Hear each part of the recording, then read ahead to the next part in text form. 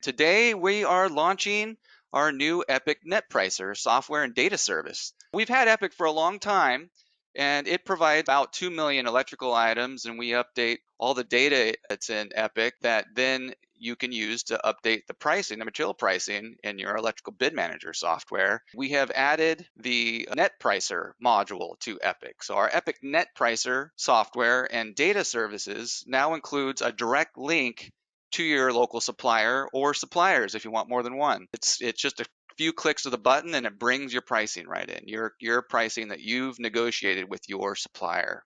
And this is Epic. So Epic you can think of as a standalone electronic price book. If you want to look up something like a price on EMT, you just hit conduit.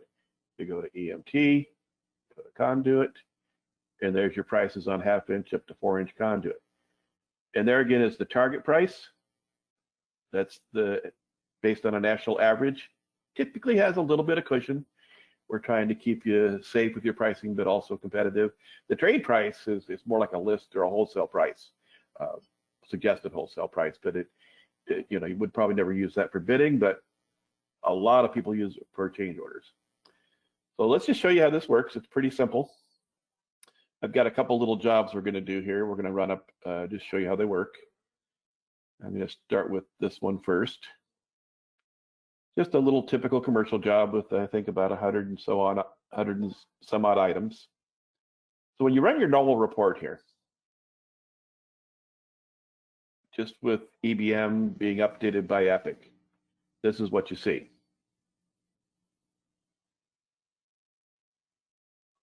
It's got all of your materials, prices, labor units. You can adjust things, factor things, etc.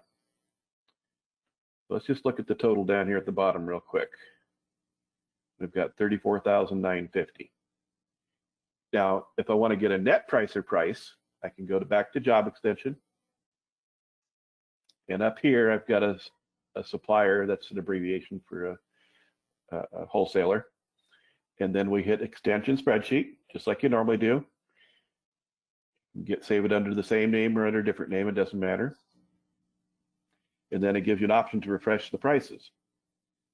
So even if it's a job that's been sitting in your system for a few days or a few months or whatever, it'll go out and get the current pricing. There it goes. So there's 101 items here. So here's what it looks like.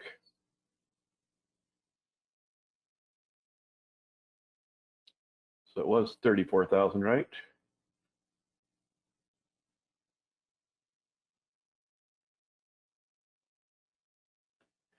So with this supplier, it's 36,224. So I mentioned at the beginning that you can also use Epic to add items to your database. So let's say you've got an item that you want to bring out of Epic, maybe for the bid or just to, and also put it in your database. And let's say I want to import a time clock. Time clocks are one of those notorious things that you can't guess on because they could be $35 or $1,350. So I could import a temporary item and just put it in the job, but let's say I've decided this item should go in my database, so it'll be there from now on and it'll be updated. So I'm going to add it right here. There's an add button. You hit OK. And on this screen, you hit import. That'll launch Epic if it's not launched. I'm going to go to look up by catalog number. And so this catalog number would be, again, something that was in the specs or on the drawings. It's a note. I'm just typing in the first 3 letters here, ET8. Now, estimators really like to sometimes visualize things so they know what they're dealing with. This catalog option here in Epic will go right to that catalog page. So this catalog page will give you the details and typically a picture of the item. Once it comes up, come on. There it comes. First time you launch the catalog page, it takes a little bit longer.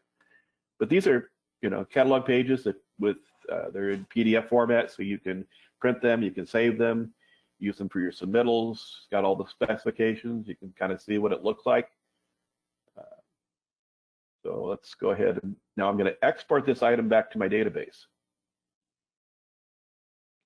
So because this UPC number is exported with the item, this item will be updated from now on.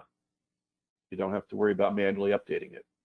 The target price is also a great negotiating tool. Mm-hmm. You know, if you go to your supplier and say, well, I know that people are paying 5%, 10% less for that item, that's usually a pretty strong position to be in when you're negotiating pricing. If you're just pulling prices out of the air, you know, then and they don't know that you've actually compared it to something, then you're quite a bit at their mercy. But if you can tell them the target price on that half-inch EMT or the national average is, you know, 10% lower, then that gives them something to work with. Yep. Excellent. Okay, so if you wanted to learn more, you could give us a call, visit our website, or directly email us at sales@visioninfosoft.com. We want to thank everybody for attending the webinar here today. Again, you've got our contact information if you've got any follow-up questions or need any additional information. Thank you all. All right. Thank you.